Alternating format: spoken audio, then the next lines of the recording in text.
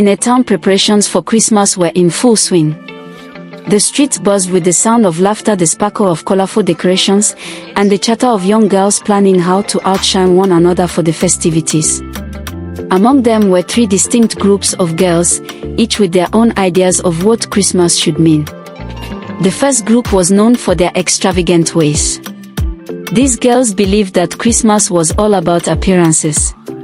From the moment December began, they became obsessed with painting their faces with heavy makeup, plaiting their hair in elaborate styles, and buying the most expensive clothes. However, not all of them could afford the luxury they craved.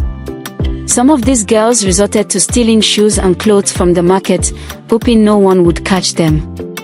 They thought that if they looked good enough, boys would notice them, and other girls would envy them. They wanted to be admired even if it meant breaking the rules. But deep down, many of them carried a heavy burden, the fear of being caught and the shame of their actions. They didn't realize that their fleeting moments of glamour came at a high cost. While their faces sparkled, their hearts were heavy with guilt. What they didn't know was that life was silently teaching them a lesson they hadn't yet understood. The second group of girls didn't steal but were no less desperate. They worked tirelessly, taking odd jobs to save up just enough money to look like the glamorous girls. They braided their hair at the cheapest salons, bought second-hand clothes, and patched up old shoes to make them shine.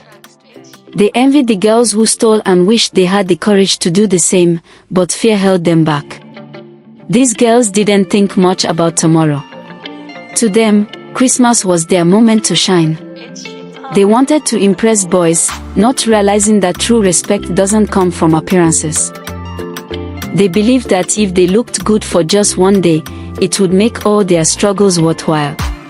Then there was Ada, a girl who thought differently.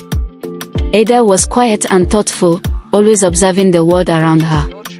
She didn't have much, but she had something the other girls lacked: a vision for her future.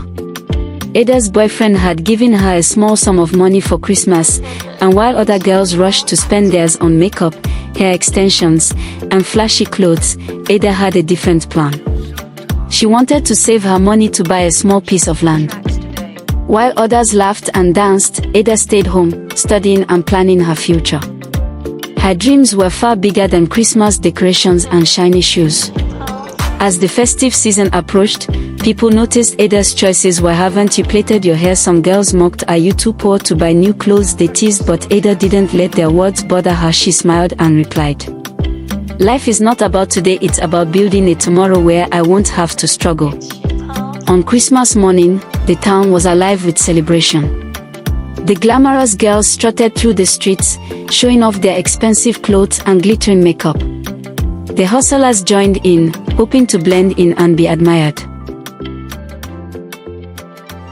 Ada stayed at home.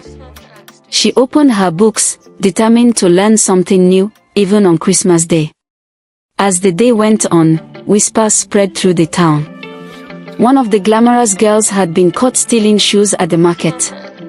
Another had borrowed so much money for her Christmas outfit that she couldn't pay it back.